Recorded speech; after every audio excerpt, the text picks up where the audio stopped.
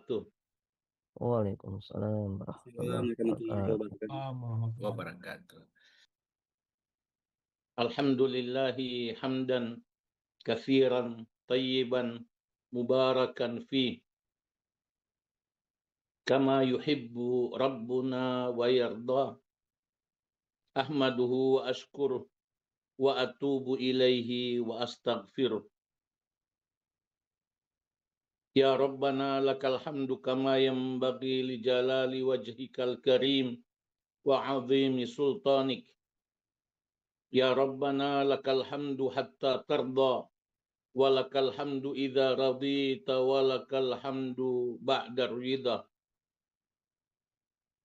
Asyhadu an la ilaha illallah wahdahu la syarikalah wa asyhadu anna Muhammadan abduhu wa rasuluh wa safiyuhu wa khaliluh wa khiratuhu min khalqihi ajma'in.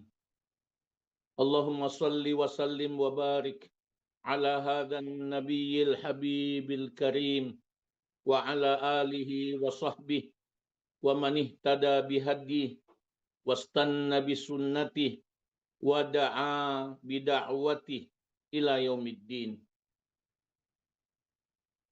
Allahumma sallimna li Ramadan wa sallim Ramadana lana wa tasallamhu minna mutaqabbala. Ya Allah, selamatkanlah kami semua untuk Ramadan dan selamatkanlah Ramadan untuk kami semua. Dan terimalah Ramadan itu nanti dari kami semua sebagai amal ibadah yang diterima. Allahumma amin. Amma ba'd.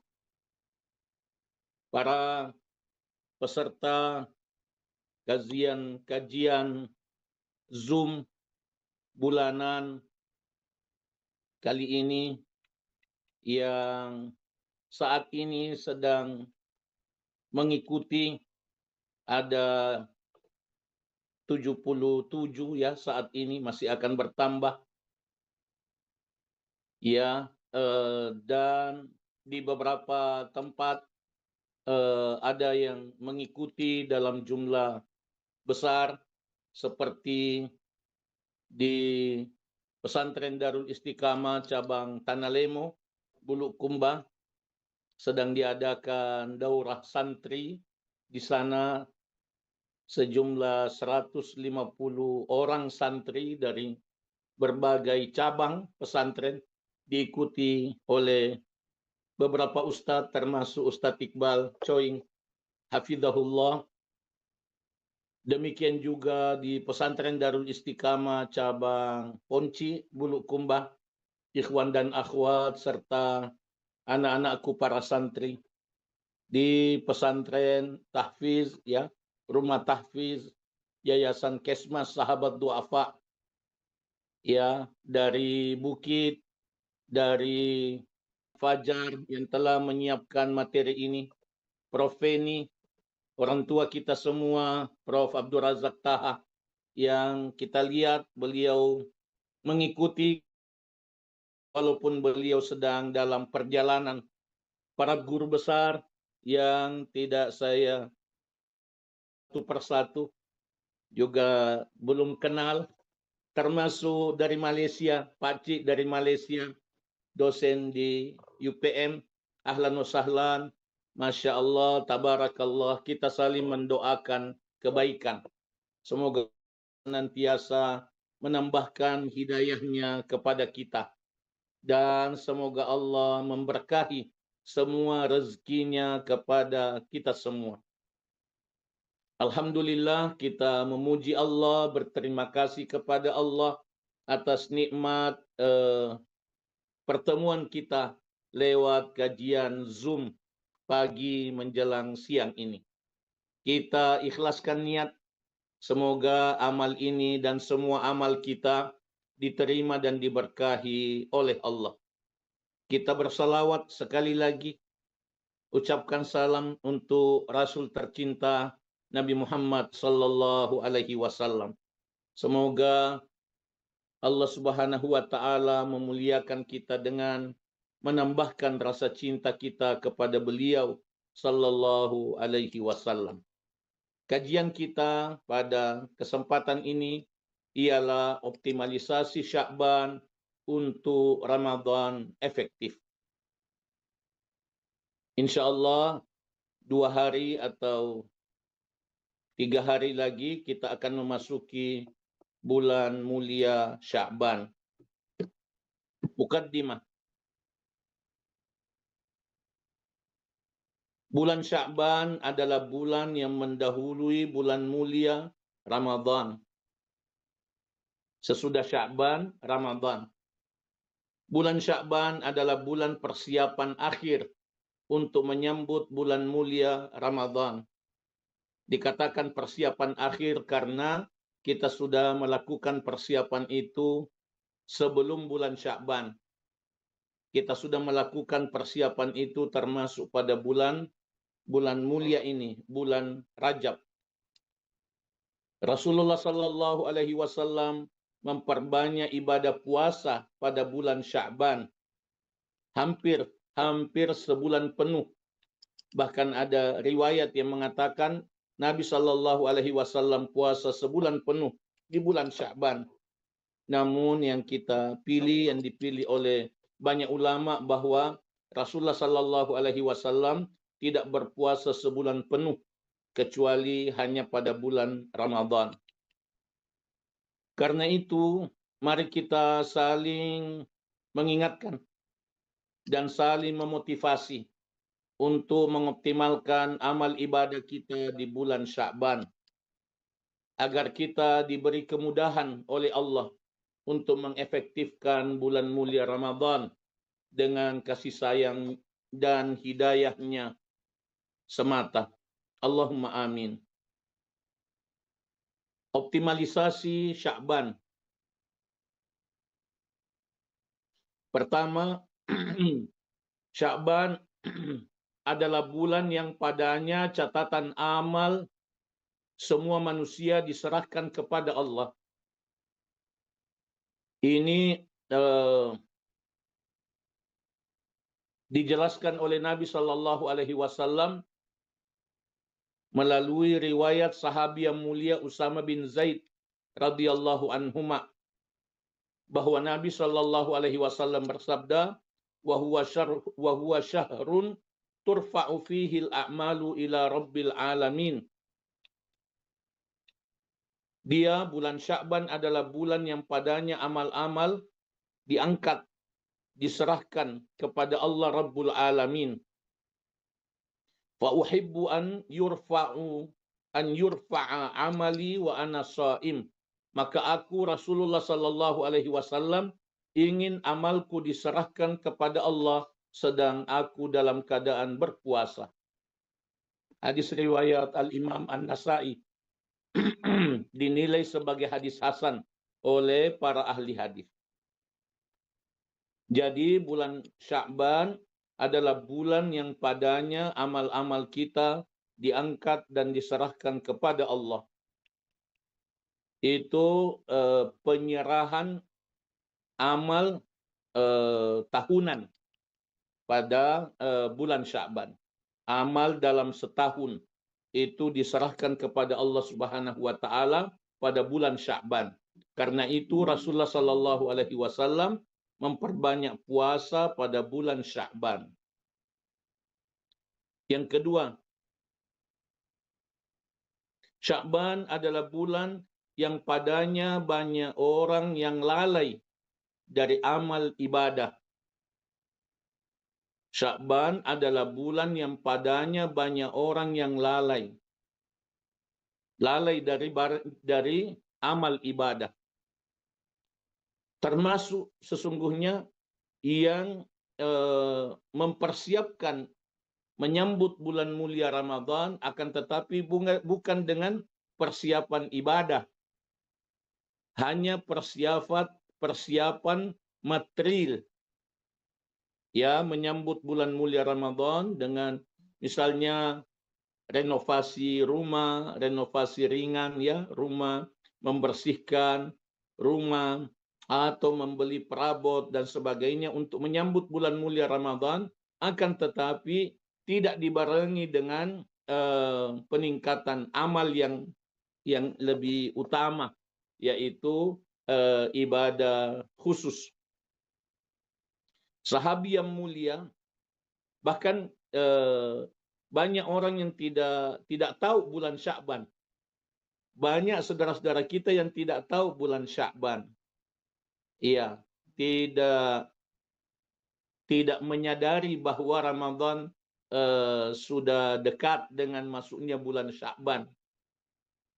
Sahabi yang mulia Usama bin Zaid radhiyallahu anhuma meriwayatkan bahwa Rasulullah sallallahu alaihi wasallam bersabda, "Dzalika syahrun yaghfulun nasu anhu baina Rajab wa Ramadan." Rawahun Nasa'i. Itulah bulan yang sering dilalaikan oleh banyak orang, yaitu bulan antara Rajab dan Ramadan. Hadis riwayat Al-Imam An-Nasa'i dinilai sebagai hadis hasan oleh para ahli hadis. Jadi bulan Sya'ban adalah bulan yang padanya banyak orang lalai dari beribadah kepada Allah Subhanahu wa taala. Karena itu kita berusaha untuk tidak termasuk orang yang lalai pada bulan mulia Sya'ban. Ketiga, Sya'ban adalah bulan yang padanya Rasulullah Shallallahu Alaihi Wasallam memperbanyak berpuasa sunnah,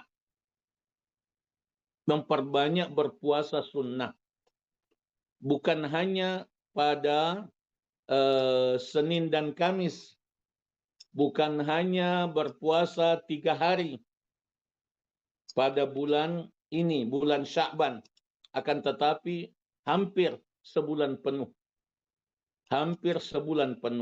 Bukan hanya puasa Daud, tapi hampir sebulan penuh. Itu pengamalan Rasulullah Sallallahu Alaihi Wasallam, sebagaimana yang disampaikan oleh ibu kita Ummul Mukminin Aisyah binti Abi Bakar radhiyallahu anhuma. Beliau meriwayatkan, "Ma ra'aitu Rasulullah sallallahu alaihi wasallam." Aku tidak pernah melihat Rasulullah sallallahu alaihi wasallam istakmala siyama syahrin qatta, menyempurnakan puasa 1 bulan penuh, illa Ramadan, kecuali bulan Ramadan. Wa ma ra'aituhu, dan aku tidak melihat beliau fi syahrin, ya, pada 1 bulan, aktsara siyaman minhu fi Sya'ban. Tidak pernah melihat beliau paling banyak berpuasa sunnah kecuali di bulan Sya'ban. Hadis riwayat Al-Imam Al-Bukhari dan Al-Imam Muslim. Ini adalah dalil yang sangat kuat yang memotivasi kita untuk memperbanyak puasa pada bulan Sya'ban. Barakallahu fikum. Selanjutnya tentang Ramadan efektif. Ramadan efektif ialah Ramadan yang tepat guna, yaitu Ramadan yang padanya kita mengoptimalkan amal ibadah sesuai dengan sunnah dan kita rasakan berkahnya dalam kehidupan kita selama Ramadan dan setelah Ramadan. Kita selalu beramal dan beribadah, akan tetapi tidak semua amal ibadah kita diberkahi oleh Allah Subhanahu wa taala. Amal ibadah yang diberkahi adalah amal ibadah yang membahagiakan, yang menenangkan jiwa. Amal ibadah yang diberkahi adalah amal ibadah yang kita nikmati. Amal ibadah yang diberkahi adalah amal ibadah yang bersambung-sambung. Amal ibadah yang tidak terputus. Amal ibadah yang tidak diiringi dengan futur, kelemahan, kelesuan sesudah rajin beribadah. Itu antara lain ciri-ciri, tanda-tanda amal ibadah yang diberkahi. Amal ibadah yang diberkahi adalah amal ibadah yang menghasilkan kemudahan, kemudahan urusan, kemudahan rezeki, kemudahan rezeki. Walaupun itu bukan satu-satunya tanda amal ibadah yang diberkahi, akan tetapi itu salah satunya. Yang utama adalah amal ibadah yang diberkahi adalah amal ibadah yang ikhlas dan ittiba, ikhlas dan mengikuti sunnah Nabi Sallallahu Alaihi Wasallam. Amal ibadah yang diberkahi adalah amal ibadah yang bersambung-sambung, amal ibadah yang kita nikmati. Tapi termasuk ciri amal ibadah yang diberkahi adalah kemudahan urusan, keluasan rezeki, ya, keluasan rezeki, kemudahan untuk bersabar, ya, di dalam menerima musibah, kesulitan yang diberikan oleh Allah Subhanahu wa taala. Allah Subhanahu wa taala menyebutkan Ramadan hanya satu kali dalam Al-Qur'an. Menyebutkan Ramadan satu kali dalam Al-Qur'an, yaitu di dalam surah Al-Baqarah ayat 185. Syahrul Ramadan alladzi unzila fihil Qur'an. Bulan Ramadan yaitu bulan yang padanya diturunkan Al-Qur'an. Al-Qur'an diturunkan pada bulan Ramadan. Hudal linnas wa bayyinatin minal huda wal furqan. Sebagai petunjuk untuk manusia dan penjelasan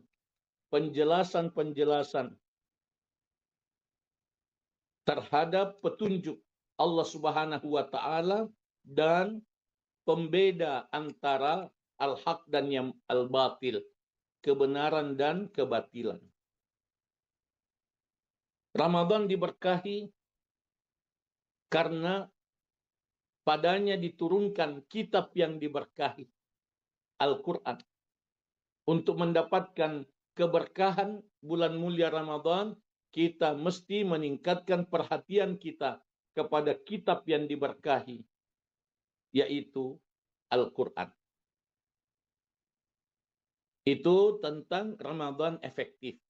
Ramadan tepat guna adalah fokus pada keberkahan amal ibadah yang kita lakukan pada bulan mulia Ramadan.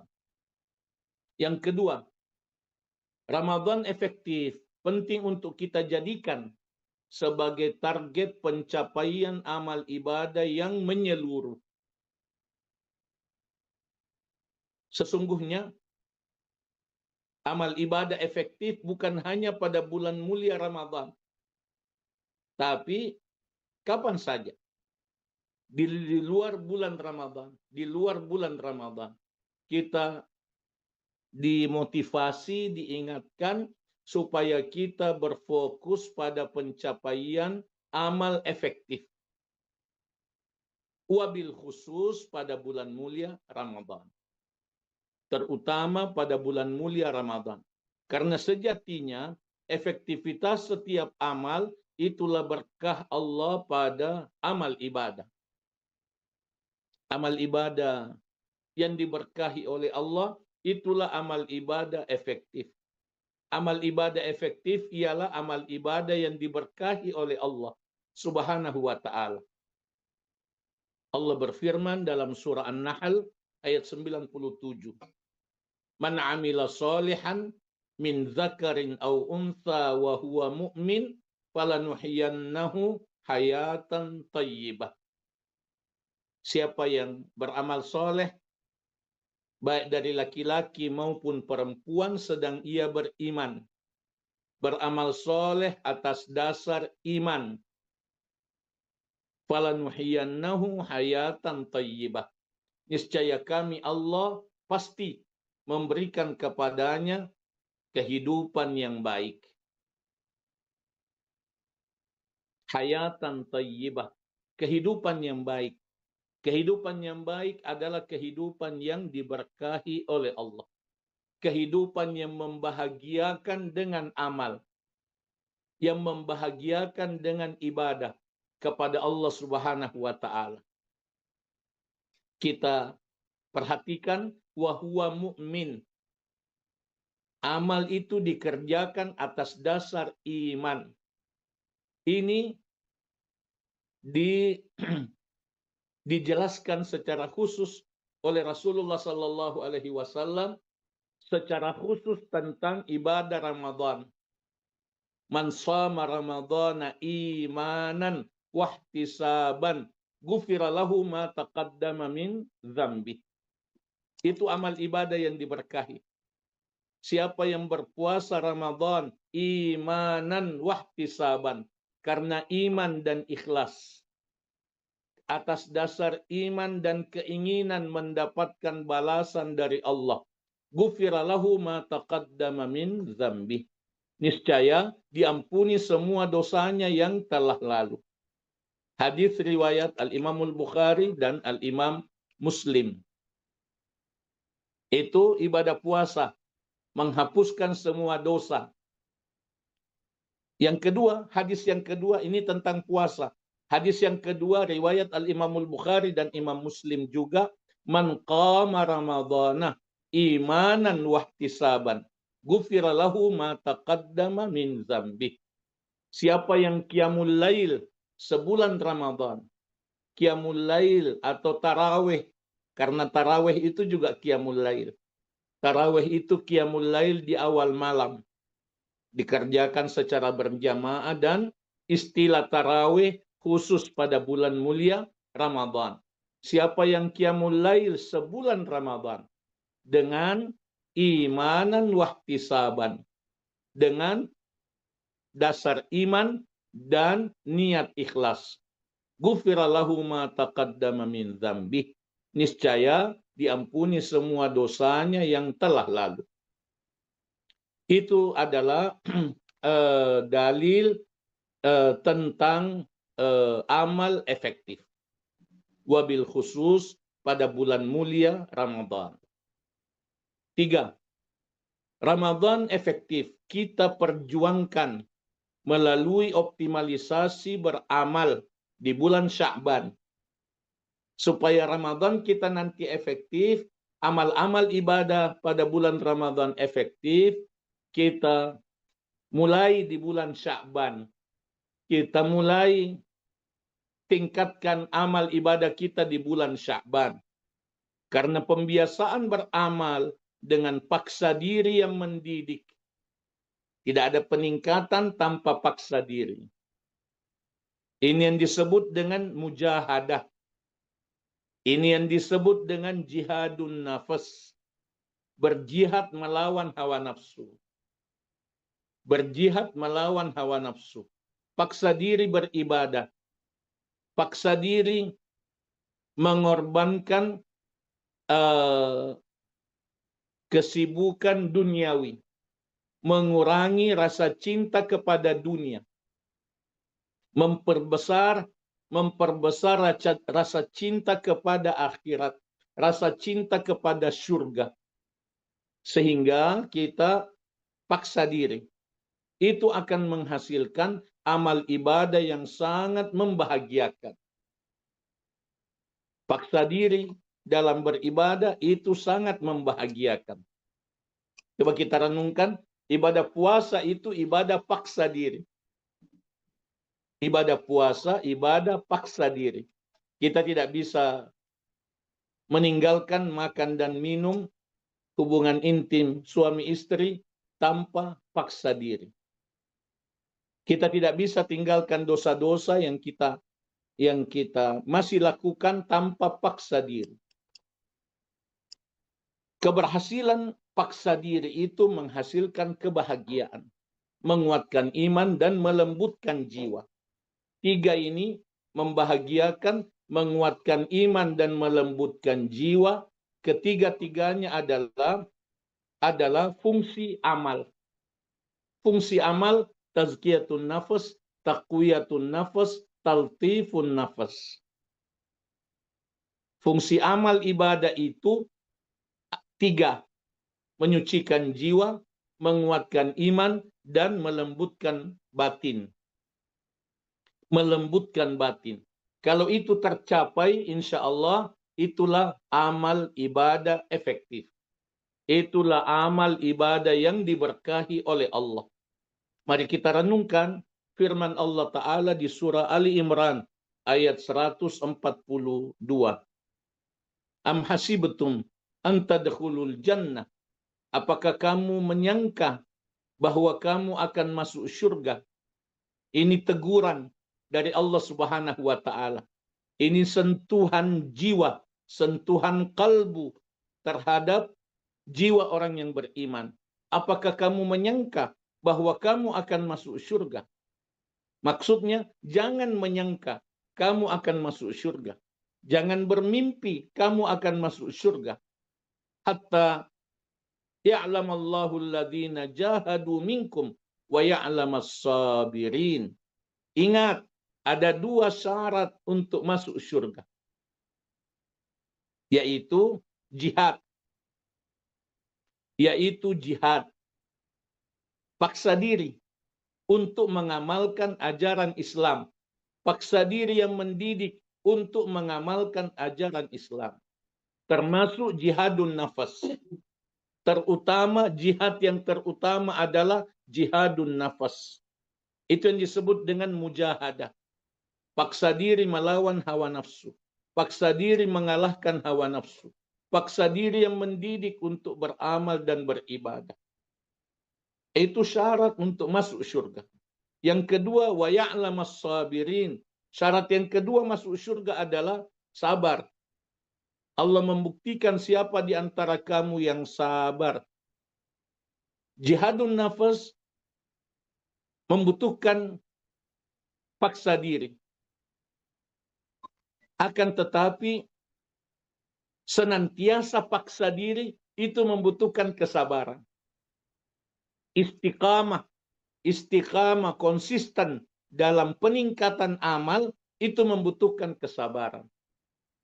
Jadi paksa diri itu bukan hanya sekali-sekali, peningkatan amal ini bukan hanya sekali-sekali, akan tetapi terus-menerus. Fastaqim kama umirta. Beristiqamalah kamu sebagaimana kamu diperintahkan. Firman Allah dalam surah Hud ayat 112. Allah berfirman, "Wala tamutunna illa wa antum muslimun."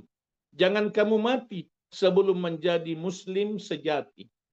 Itu membutuhkan istiqamah.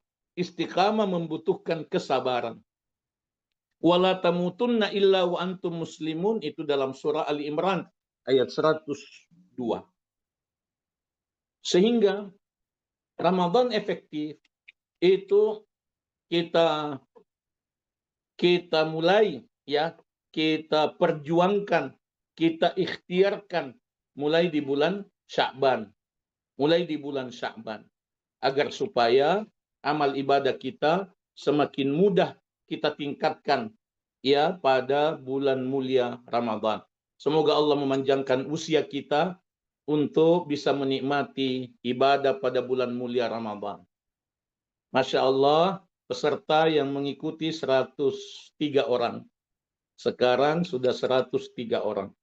Bagaimana yang saya sampaikan tadi, bahwa ada yang mengikuti, ada gadget yang mengikuti, itu diikuti oleh lebih dari 100 orang santri. Barakallahu fikum. Selanjutnya, pendidikan kepribadian. Para ulama, pertama, para ulama menyerupakan amal ibadah sunnah di bulan Sya'ban itu sama dengan salat sunnah qabliyah. yang mendahului salat wajib. Salat sunnah qabliyah yang mendahului salat wajib. Seperti qabliyah subuh, qabliyah zuhur misalnya. Itu amal ibadah di bulan Sya'ban seperti qabliyah Ramadan. Begitu. Ini adalah penyempurnaan persiapan untuk ibadah.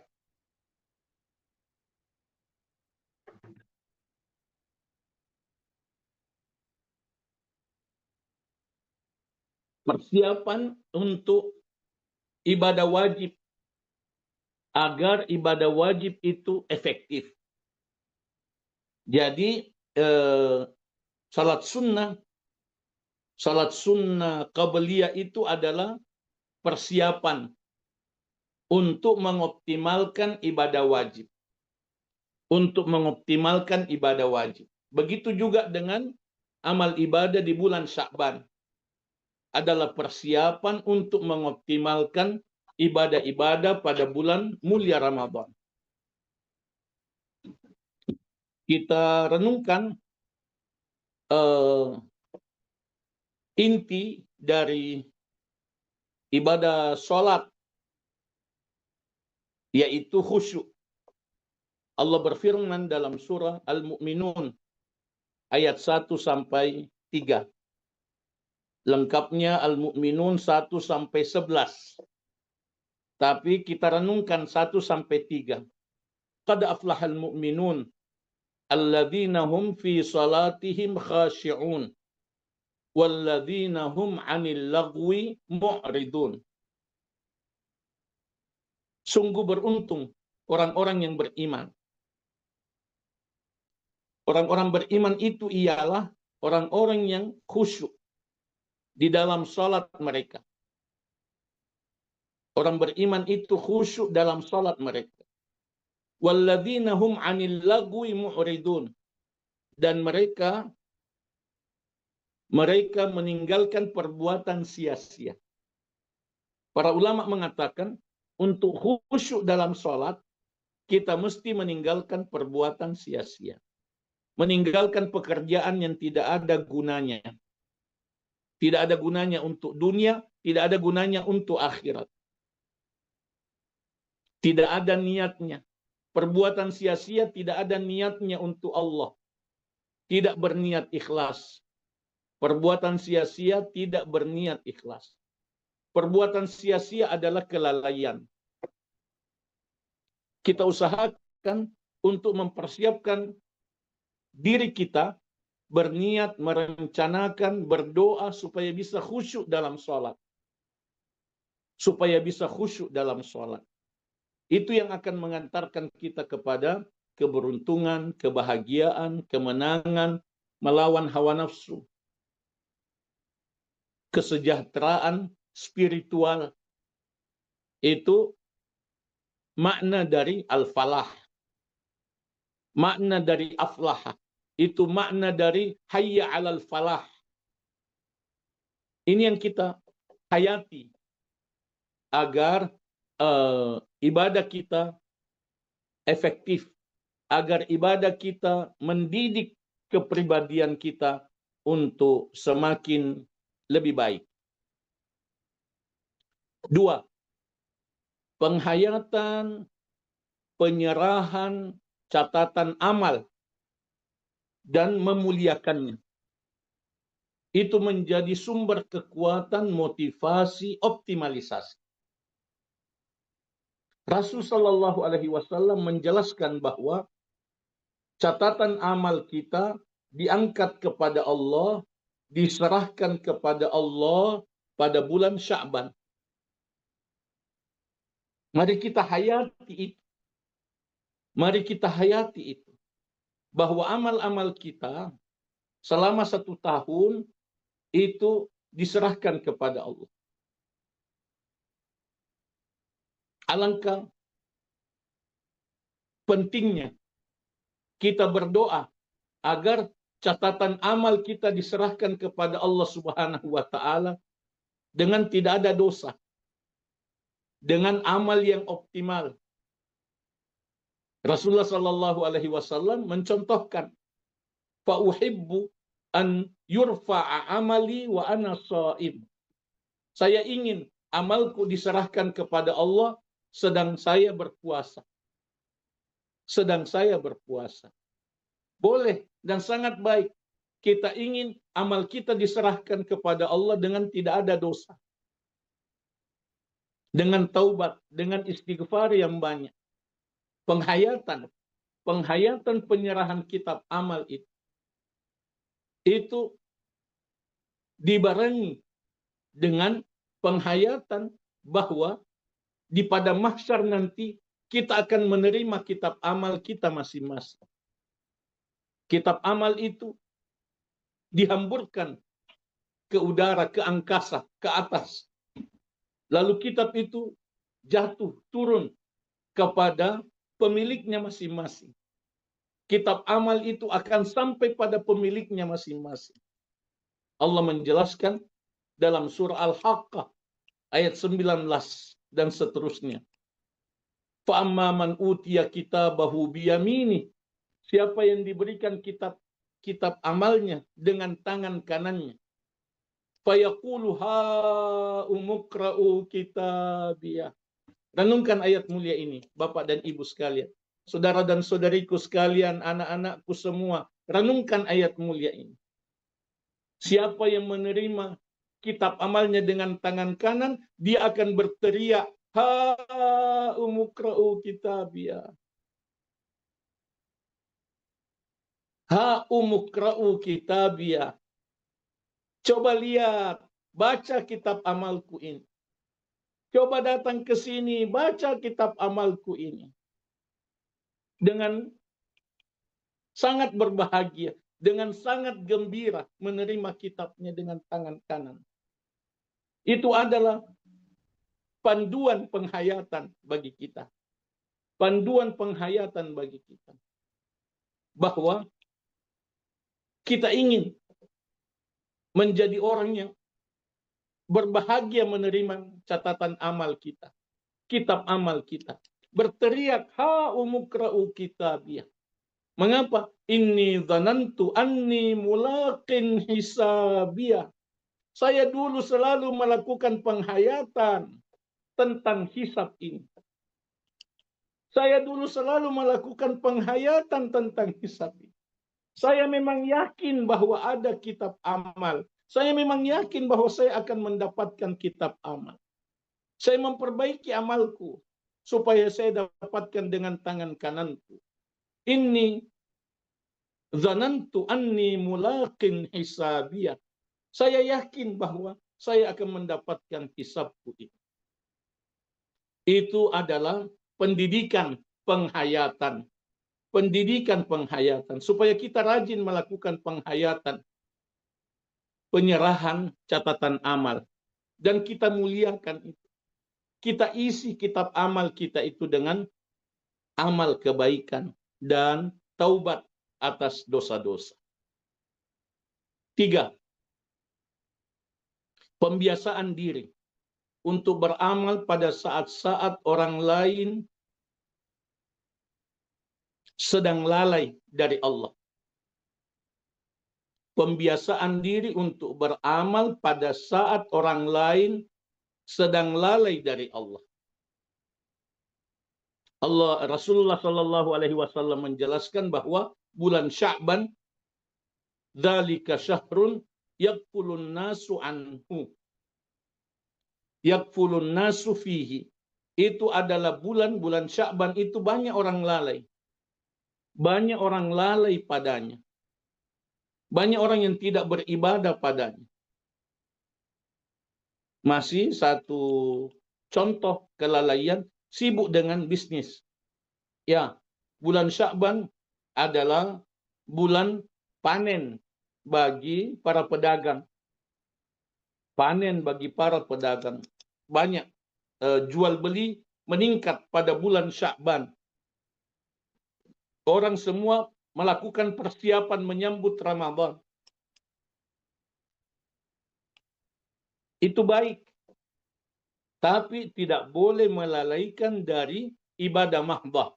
ibadah khusus. Tidak boleh melalaikan dari meningkatkan ibadah sholat, ibadah puasa, Al-Quran, tilawah Al-Quran, berzikir. Kenyataannya banyak orang yang lalai. Itu adalah amal istimewa yang bernilai tinggi. Maksudnya, beribadah pada saat orang lain lalai itu amal istimewa. Berzikir pada saat orang lain lalai itu adalah amal istimewa. Misalnya, beramal hati, berzikir dan berdoa dalam perjalanan, saat rekreasi. Pada saat orang lain tidak berzikir. Berzikir di kendaraan, berzikir berdoa pada saat rekreasi, di tempat rekreasi, pada saat orang lain lalai, kita mengingat Allah. Kita berzikir kepada Allah, kita melakukan amal-amal hati. Berada di tengah keramaian, kita berada di pasar, berada di mall, berada dalam satu acara misalnya, di tengah keramaian orang lain sedang lalai, kita berzikir. Itu luar biasa. Itu amal istimewa. Berpuasa sunnah pada saat kebanyakan orang tidak berpuasa, itu adalah amal istimewa. Kita hayati perintah Allah Subhanahu wa taala dalam surah Al-Baqarah ayat 148. Fastabiqul khairat. Berlomba-lombalah dalam kebaikan. Berlomba-lombalah dalam kebaikan. Bersainglah dalam kebaikan, dalam ibadah, dalam amal soleh. Bersaing dalam keikhlasan. Bersaing dalam keikhlasan. Bersaing dalam penghayatan. Bersaing dalam amal hati. Karena kita ingin terdepan, kita ingin lebih baik, kita ingin lebih dekat dengan Allah Subhanahu wa taala. Fastabiqul khairat, berlomba-lombalah dalam kebaikan-kebaikan. 3 poin ini adalah pendidikan kepribadian muslim. Ini adalah pembangunan karakter soleh dan muslih, soleha dan muslihah. Ini adalah pembiasaan amal hati, amal pikir, amal zikir, amal lisan, dan amal panca indera. Semoga Allah Subhanahu wa taala memudahkan kita untuk meningkatkan amal ibadah kita kepadanya. Penutup. Dalam kehidupan ini kita senantiasa bersandar dan bergantung, bersandar dan bergantung kepada Allah. Inilah makna Allahus Samad dalam surah Al-Ikhlas. Allahus Samad. Inilah pengamalan dari firman Allah Subhanahu wa taala dalam surah Fatir ayat 15. Ya ayyuhan nas antumul fuqara'u ilallah. Wahai sekalian manusia, kamu semua butuh kepada Allah. Wallahu huwal ghaniyul hamid. Dan hanya dialah Allah yang maha kaya, lagi maha terpuji. Kehidupan kita ini, kita senantiasa bersandar dan bergantung kepada Allah. Kita tidak bisa bernapas kalau bukan kasih sayang Allah. Jantung kita tidak bisa berdetak dengan baik kalau bukan pemberian Allah. Aliran darah kita tidak bisa berjalan dengan baik kalau bukan dari Allah. Otak kita tidak bisa berfungsi dengan baik, dan semua organ tubuh kita itu kita sangat membutuhkan kasih sayang Allah setiap saat. Melalui amal hati kita mengamalkan ta'alluq billah, rasa bergantung kepada Allah itu di hati kita. Amal hati, amal pikir, kita memikirkan amal-amal yang kita kerjakan. Kita merencanakan amal sesudah amal. Kita mengupayakan menyambung amal dengan amal. Amal zikir dan doa secara bersambung-sambung. Optimalisasi amal ibadah kita adalah wujud syukur kepada Allah. Yang tidak beribadah itu tidak bersyukur kepada Allah. Yang tidak beribadah kepada Allah dengan benar dan baik itu sesungguhnya belum bersyukur kepada Allah. Mari kita sampaikan ini kepada sesama muslim. Mari kita ajarkan ini kepada anak cucu kita, anak didik kita, bahwa tidak bersyukur kalau tidak beribadah. Kalau kita bersyukur kepada Allah, tentu kita beribadah kepadanya. Bahkan ibadah itu mesti bersambung-sambung.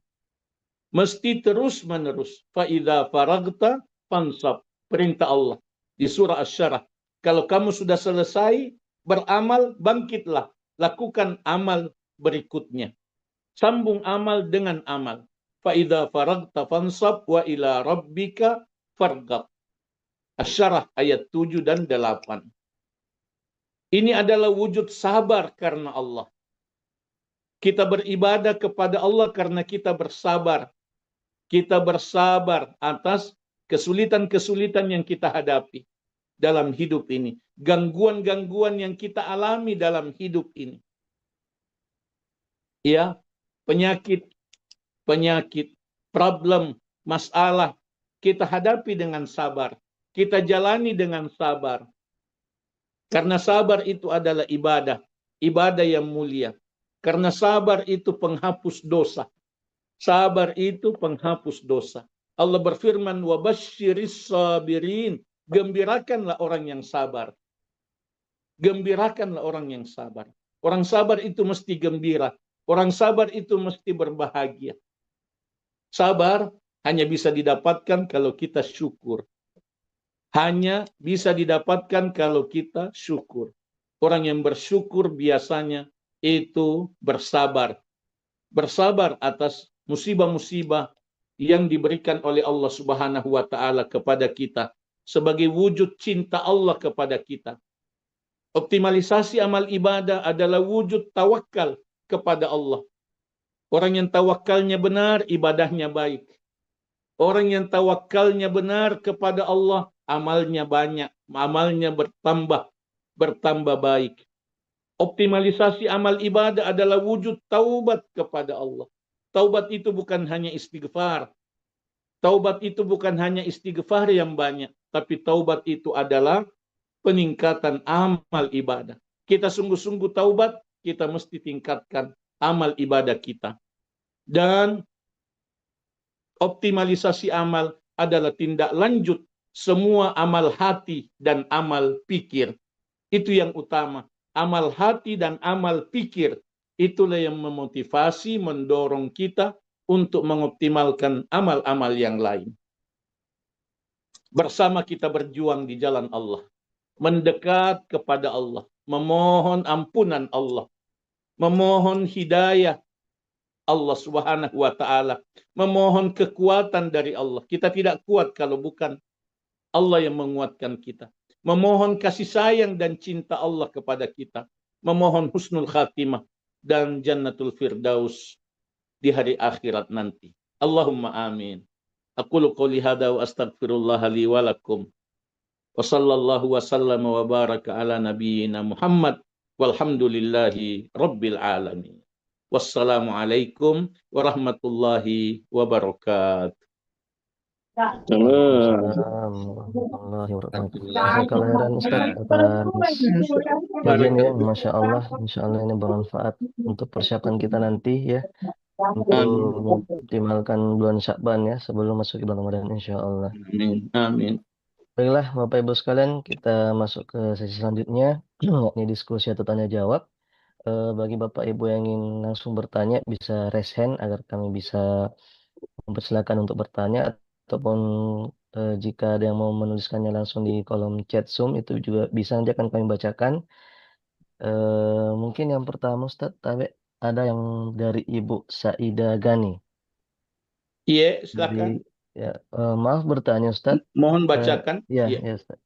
Saya tidak tarwih, akan tetapi saya tahajud 11 rakaat setiap malam di bulan Ramadan, ditambah 2 rakaat pembuka. Totalnya 13 rakaat. Bagaimana itu Ustaz? Syukran, wassalam. Barakallahu fikum. Baik, itu adalah amal yang baik. Yang penting niat ikhlas dilaksanakan dengan dasar iman. Akan tetapi lebih baik kalau kita menggabungkan sebisa mungkin. Kita menggabungkan antara tarawih dan qiyamul lail. Tentu dengan menghargai, tetap menghargai perbedaan pendapat ya tentang pembatasan jumlah rakaat sholat malam. Apakah dibatasi 11 atau 13 rakaat saja atau boleh lebih dari itu? Pendapat yang saya pilih ya yang dikuatkan oleh para ulama bahwa jumlah rakaat sholat malam tidak terbatas. Jumlah rakaat sholat malam tidak terbatas. Sebagaimana jumlah rakaat sholat duha tidak terbatas. Jadi tidak ada ketentuannya. Ya, boleh lebih dari 11 rakaat, boleh lebih dari 13 rakaat. Karena itu sangat baik kalau kita sholat tarawih ya dengan ditutup dengan witir, kemudian qiyamul lail, tahajud di akhir malam tidak witir lagi. Atau sholat tarawih tidak witir, tapi dianjurkan kalau kita sholat tarawih sangat baik kalau kita ikuti witirnya imam sampai selesai. Tapi kita tidak witir. Artinya pada saat sholat witir kita tambah 1 rakaat supaya genap. Karena para ulama menasihati kita jangan tinggalkan sholat tarawih pada saat imam witir. Ini masih banyak dilakukan oleh saudara-saudara kita. Salat 8 rakaat pulang. 1 saf, 2 saf pulang. Tinggalkan salat tarawih. Padahal afdalnya salat tarawih sampai selesai. Sampai selesai. Ikuti witirnya. Jangan hanya 8 rakaat baru rame-rame pulang. Walaupun dengan niat salat tahajud. Afdal, ikuti witirnya. Salat witir, salam pada saat imam salam, itu afdal. Nanti salat tahajud tidak witir lagi.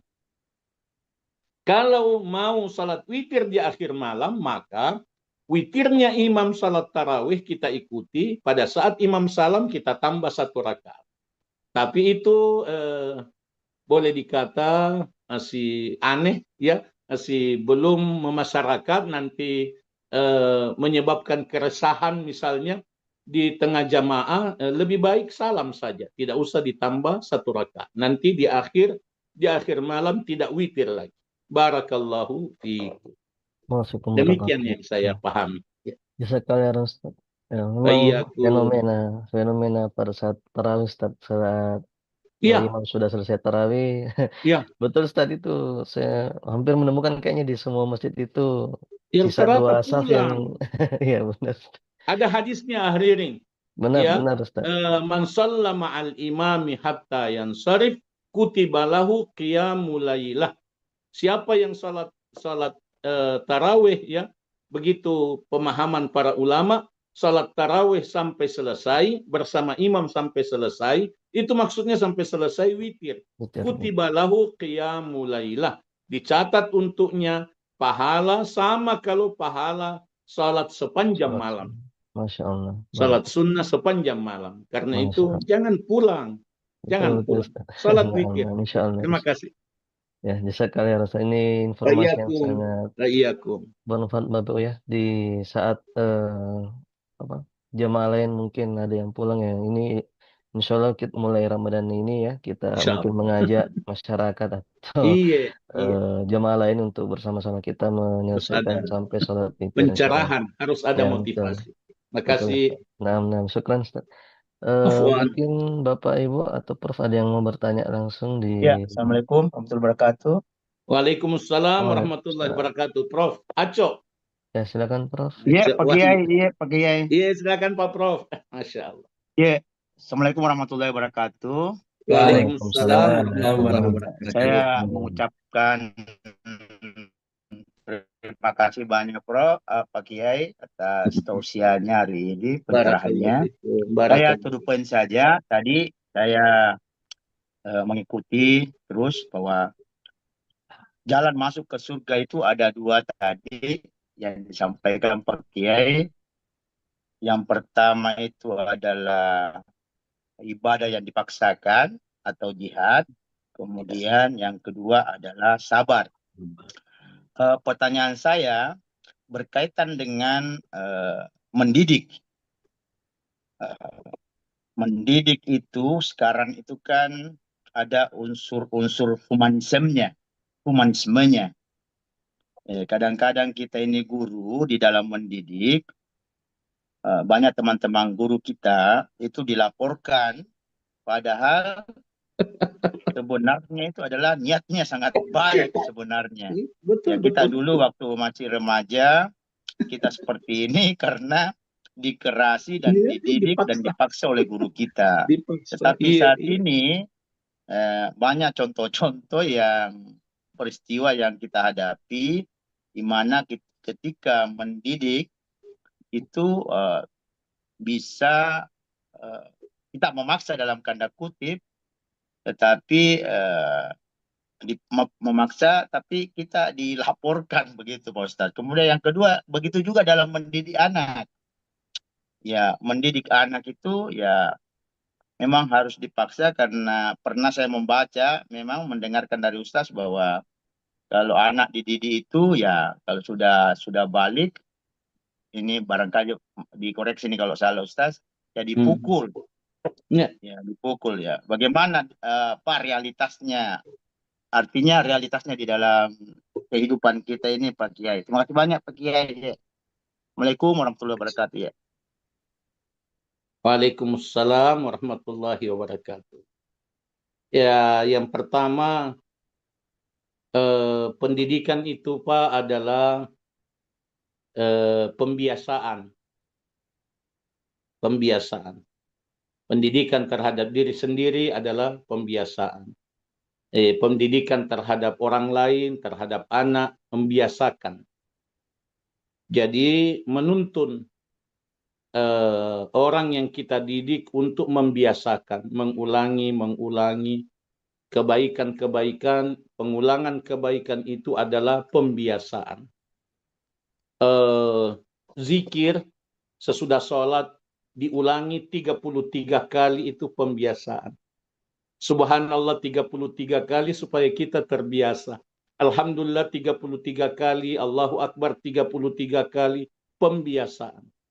Salat 5 waktu itu 5 waktu terpisah-pisah, itu pembiasaan. Dan demikianlah semua ajaran Islam memerlukan pembiasaan.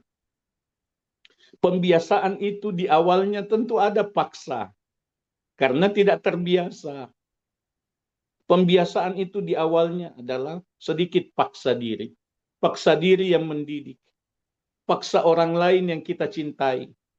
Ini adalah pemaksaan karena cinta. Nah itu dasarnya. Saya paksa nak, bapak paksa nak, ibu paksa nak karena cinta. Karena cinta. Kalau kita tidak mau paksa, kita tidak mencintai. Kita menjerumuskan. Anak cucu yang kita cintai, kita jerumuskan kalau kita tidak mau paksa. Ya, salah satu tantangan yang berat dihadapi oleh orang tua, membatasi handphone untuk anak. Membatasi handphone untuk anak. Anak menangis kalau diambil handphone. Kalau dibatasi handphonenya. Itu memang mesti kita tanamkan bahwa ini cinta nak. Ini cinta, ini untuk masa depanmu. Sehingga itu yang mesti kita hayati, ya. Saya nasihati diri saya juga, ya, dan kita saling menasihati agar pembiasaan itu kita lakukan dengan kelembutan. Kalau ada pemaksaan kita lakukan dengan dasar cinta, dan cinta itu diucapkan. cinta itu diucapkan. Rasul Shallallahu Alaihi Wasallam mencontohkan, ya Muaz, wahai Muaz, inni la uhibbuk, sungguh saya mencintaimu. Wahai Muaz, sungguh saya mencintaimu. Kemudian Nabi mengajarkan, la tada'anna dubura kulli salatin antaqul, jangan sekali-kali kamu tinggalkan, setiap sudah sholat baca doa ini. Jadi pengajaran doa ini dasarnya cinta. Dasarnya cinta. Itu membekas. Itu sangat membekas secara positif di hati Muaz bin Jabal. Dan itu pendidikan bagi kita agar kita juga mengucapkan cinta pada saat kita menyampaikan pesan-pesan pendidikan. Mengenai situasi ya, kondisi zaman sekarang dengan di dunia pendidikan kita zaman sekarang, mudah sekali kita evaluasi. Siapa yang membuat regulasi ini seperti ini? Siapa yang membuat regulasi yang bisa melaporkan, memidanakan guru, memidanakan orang tua? Itulah tanggung jawab mereka untuk mengubah, memperbaiki, merevisi, menyempurnakan peraturan dan perundang-undangan ini. Kemudian yang kedua tentang batasan pemaksaan, dan dalam hadis disebutkan memukul, bahkan dalam ayat juga dalam surah An-Nisa ayat 30, 32, 33 itu diperintahkan untuk kita memukul orang yang kita cintai sebagai pukulan pendidikan. Itu tidak wajib. Memukul itu hukumnya tidak wajib. Yang kedua, pukulan itu adalah pukulan kasih sayang. Jangan dipahami sebagai pukulan kebencian. Itu tadi pukulan kasih sayang, pukulan cinta. Seorang ibu di Saudi Arabia bertanya kepada seorang syekh, wahai syekh, saya sebagai seorang ibu menemukan kesulitan dalam membangunkan anak saya salat subuh. Sulit sekali anakku bangun salat subuh. Syekh mengatakan, jadi apa yang kamu lakukan? Ibu ini mengatakan, kalau saya sudah bangunkan anak saya dengan suara keras, ya, saya sudah menggoyangkan tubuhnya agak keras supaya dia bangun. Dia tidak mau bangun, saya tinggalkan. Saya sudah merasa sudah cukup saya melakukan kewajiban. Saya sudah bangunkan, dia tidak mau bangun. Akhirnya kesiangan. Sampai terbit matahari belum salat subuh. Syekh ini mengatakan, coba bayangkan bagaimana kalau kamarnya anakmu itu terbakar. Terjadi kebakaran di rumahmu, na'udzubillah. Terjadi kebakaran di kamarnya anakmu, apa yang kamu lakukan? Ibu itu mengatakan, tentu saya seret anak saya. Tentu saya seret anak saya untuk meninggalkan kamar. Syekh mengatakan, bayangkanlah bahwa anakmu terancam api neraka kalau tidak salat subuh. Allahu Akbar. Nasihat yang sangat indah sekali. Bahwa kita memaksa-maksa anak kita itu karena cinta, menyayangi mereka dan menjauhkan mereka dari azab neraka. Demikian Prof yang bisa saya sampaikan. Mudah-mudahan diberkahi oleh Allah. Terima kasih Prof atas apresiasinya. Makasih, kita saling mendoakan. Masya Allah. Di mana kini Pak Prof? Makassar. Saya di Sopeng, Prof. Sopeng. Saya bukan Prof. Supervisi PBL, Prof. Masya Allah, di Sopeng. Terima kasih Pak Prof. Jazakumullahu khairan. Kembali Saudara Ririn. Iya, jasa kalian. Terima kasih Prof dan Ustadz atas jawabannya. Selanjutnya yang ada di kolom chat duluan ya. Setelah itu Pak Iya, silakan Syaifullah. dibacakan. Izin Prof dari Dr. Arsyadlia Anwar dari RSUD Sulbar, insyaallah. Oh, Sulbar. Ya, Iya. Bismillah, izin bertanya Ustadz, akhwat apakah sebaiknya tarawih di masjid atau di rumah Ustadz? Allahu Akbar. Pertanyaan yang sulit-sulit, mudah, mudah-mudah sulit ya. Pertanyaan tentang tarawih itu berkaitan dengan kebiasaan. Kebiasaan setiap akhwat berbeda. Ya, kesibukan setiap akhwat berbeda. Kebiasaan di lingkungan setiap akhwat berbeda. Akhwat kalau disebut akhwat ya termasuk ummahat, termasuk ibu-ibu ya, itu berbeda sehingga dianjurkan agar tidak saling mempersalahkan. Kaidah dasarnya adalah bahwa kalau seorang perempuan muslimah itu punya aktivitas di luar rumah, bekerja, misalnya bekerja di rumah sakit, atau dia mengajar, atau dia kuliah, itu dianjurkan sholat di masjid. Dianjurkan sholat di masjid. Sebelum bicara soal sholat tarawih, karena banyak yang memperhatikan sholat tarawih dan tidak memperhatikan sholat wajib. Sholat tarawih itu sunnah. Sholat subuh itu wajib. Sholat tarawihnya diperhatikan sekali. Sholat subuhnya tidak di masjid. Sholat tarawihnya di masjid, sholat subuhnya tidak. Nah, itu bukan hanya akhwat ini. Bukan hanya akhwat. Ikhwan dan akhwat sangat memperhatikan salat sunnah, sementara salat wajibnya kurang diperhatikan. Itu mesti dipahami ulang bahwa salat wajib kita lebih utamakan daripada salat sunnah. Yang kedua,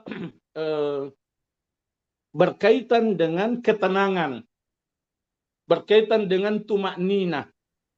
Ya, kalau di masjid kita merasa tenang, di masjid kita merasa khusyuk, ya, salat tarawihnya agak panjang, begitu, bacaannya tenang, ya, tidak ribut di masjid, sangat baik kalau tarawihnya di masjid. Sangat baik kalau tarawihnya di masjid dengan lebih memperhatikan salat wajib. Ya, ada yang datang salat tarawih tapi maghrib tidak di masjid. Nanti tarawih baru datang. Ya, maghribnya tidak di masjid. Mestinya salat maghrib di masjid, salat isya di masjid, salat tarawih di masjid. Karena tarawihnya tenang. Tapi kalau salat tarawih tidak tenang, tarawihnya cepat, pengamalan tarawihnya cepat, atau anak-anak ribut, kita tidak khusyuk, itu lebih baik di rumah. Lebih baik di rumah. Yang ketiga, sebagaimana yang dijelaskan tadi, bahwa sangat baik kalau kita padukan salat tarawih juga, qiyamul lail juga. Terima kasih. Wallahu ta'ala a'lamu bis-shawab. Kita kalian Ustaz atas jawabannya. Terima kasih. Selanjutnya, tafadhal Pak Saifullah untuk mengaktifkan kamera dan bertanya langsung ke Ustaz Dr. Musakir. Pak Saifullah ini di mana? Di Makassar, Ustaz. Oh, di Makassar. Iya. Oh, kita kenal. Iya, silakan. Assalamualaikum Ustaz. Waalaikumsalam warahmatullahi wabarakatuh di BTP, Mas. Iya. Saya tergelitik pembahasan atau obrolan ringan di awal tadi mengenai kereta cepat bus. Iya. Prof ini mau, ayo kita jalan-jalan di, apakah itu tidak malah kita bersenang-senang di atas penderitaan rakyat? Karena kita tahu kebijakan kereta ini kan sebagian besar tidak setuju dan membebani kita semua. Itu yang pertama, Ustaz. Bagaimana dengan keimanan kita, persiapan kita untuk menghadapi Ramadan? Terus biasanya, ini orang awam Ustaz ya, nanti deh Ramadan saya mau full ibadah. Terlewati Sya'ban ya.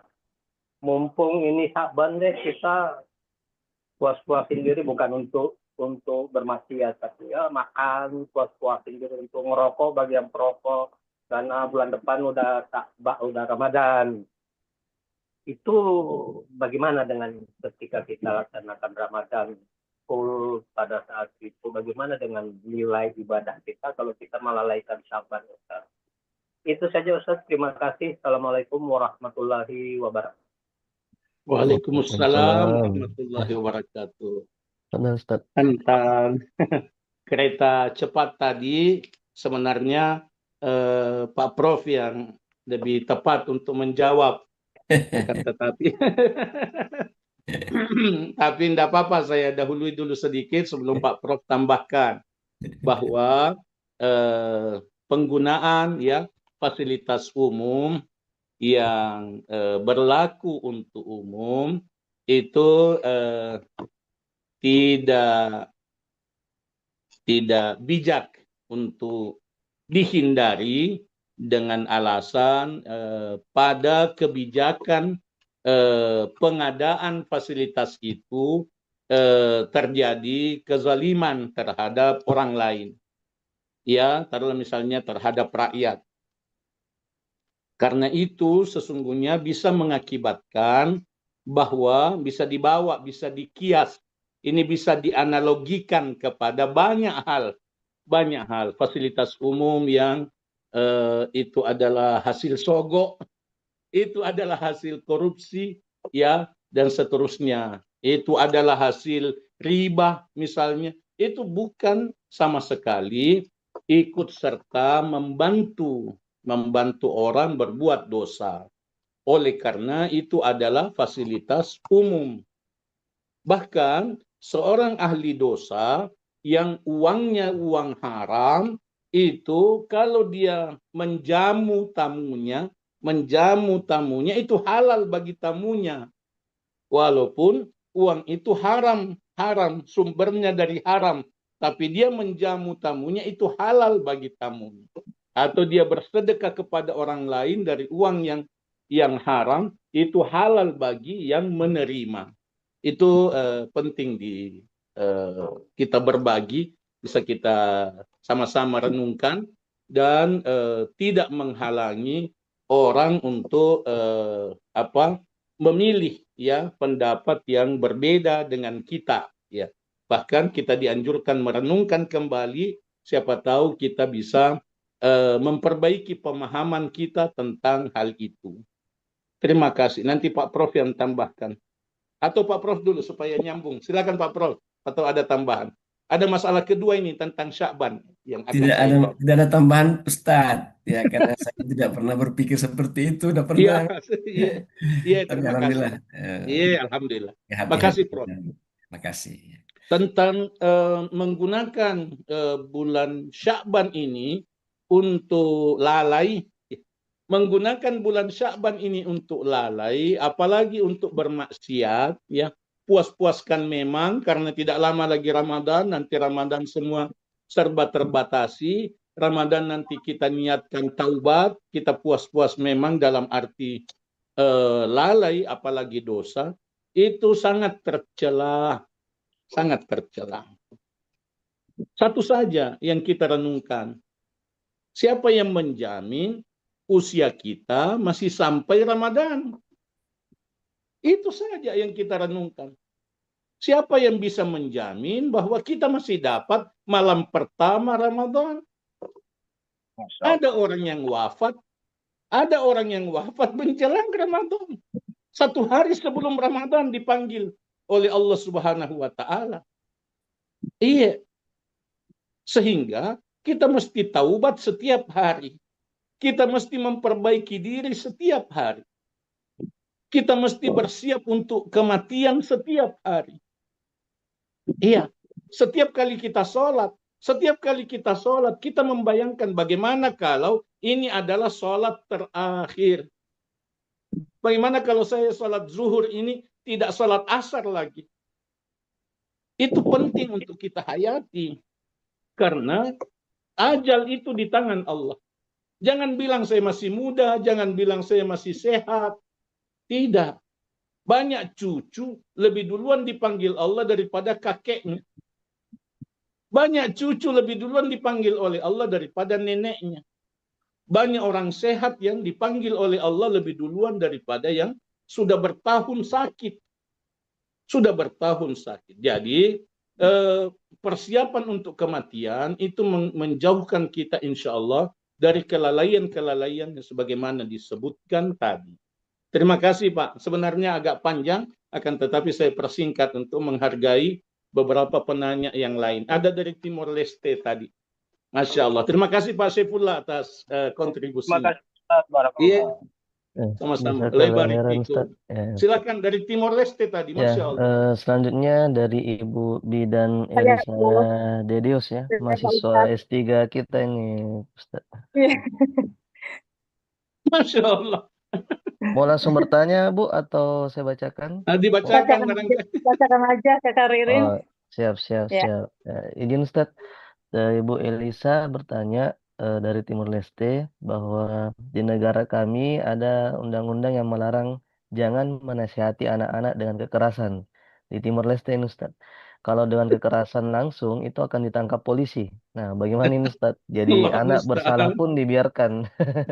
Tolong penjelasannya Ustaz. Terima kasih dari Bu Elisa Dedius.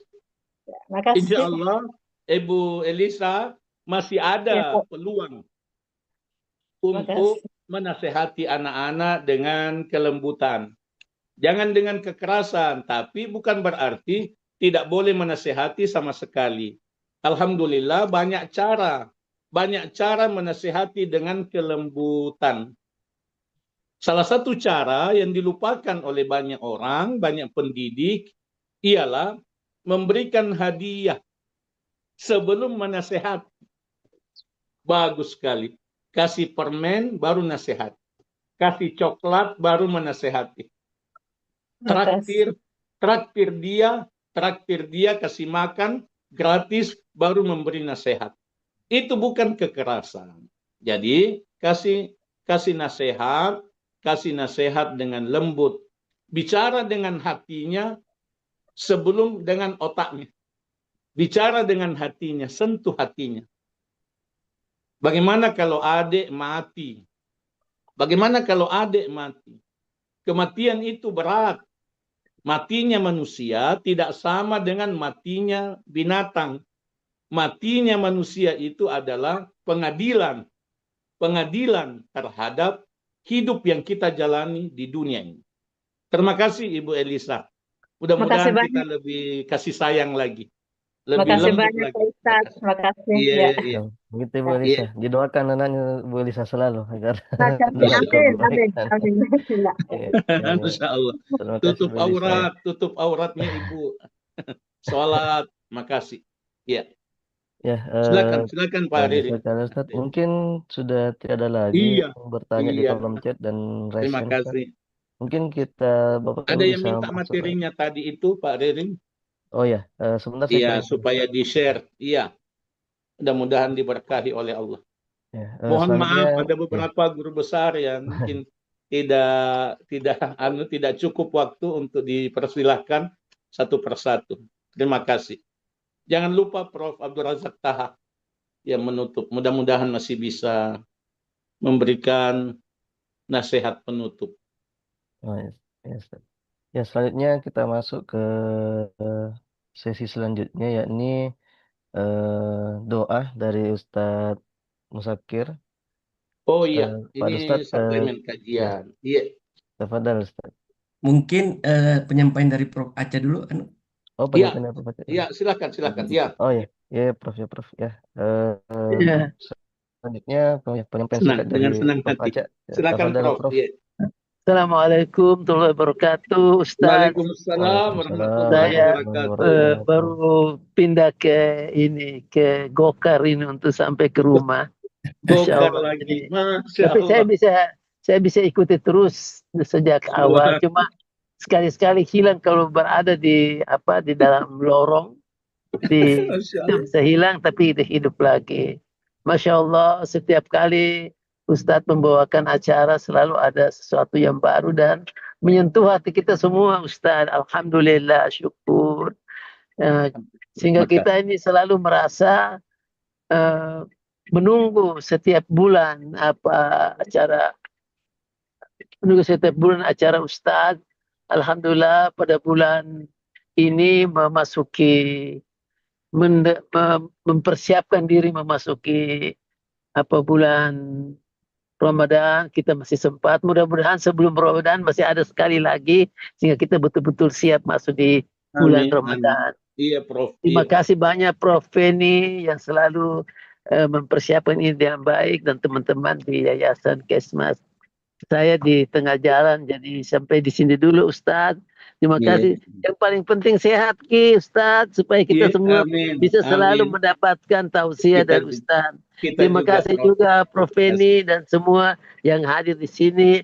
Assalamualaikum warahmatullahi wabarakatuh. Waalaikumsalam warahmatullahi wabarakatuh. Fi amanillah Prof. Assalamualaikum Prof. Iya. Assalamualaikum. Ya, selanjutnya pembacaan doa dari Ustadz Ki Haji Dr. Muzakir. Pada Ustadz, tafadhol dipersilakan. Barakallahu fikum. Bapak dan Ibu, anak-anakku, para santri, mari kita baca sama-sama doa yang mulia ini. Doa ini bukan dari Rasulullah, bukan dari Nabi Sallallahu Alaihi Wasallam. Itu perlu dijelaskan. Doa ini dibaca oleh para salafun saleh, sebagian sahabat atau para tabi'in membaca doa ini saat menjelang bulan Ramadan, merindukan bulan Ramadan. Allahumma sallimni li Ramadan. Ya Allah, selamatkanlah aku untuk Ramadan. Ya, supaya kita dipanjangkan usia kita untuk memasuki bulan Ramadan. Kita diselamatkan untuk Ramadan, supaya kita sehat dalam bulan Ramadan.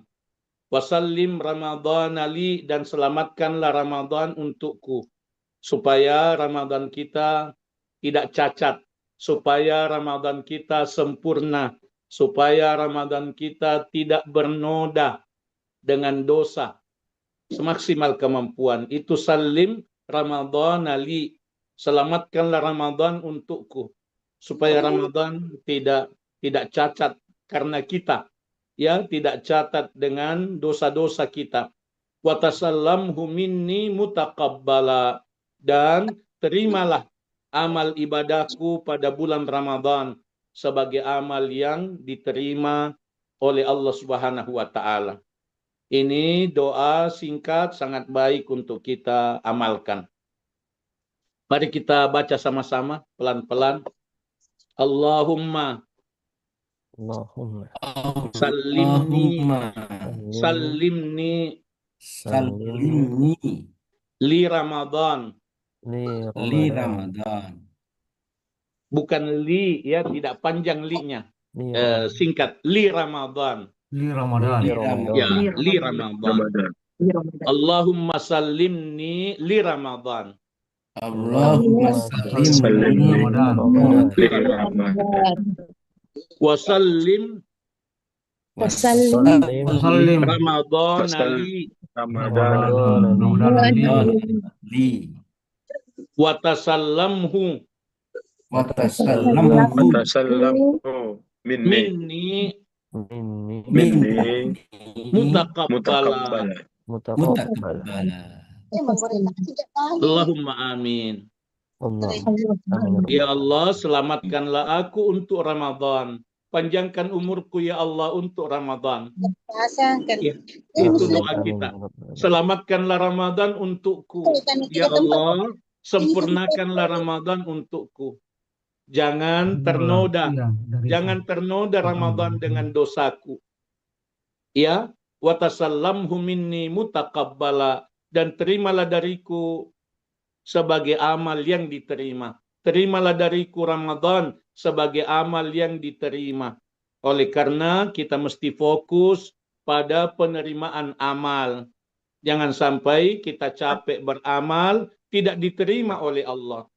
Ini adalah doa ikhlas. Ini adalah doa mengikuti sunnah Nabi Sallallahu Alaihi Wasallam.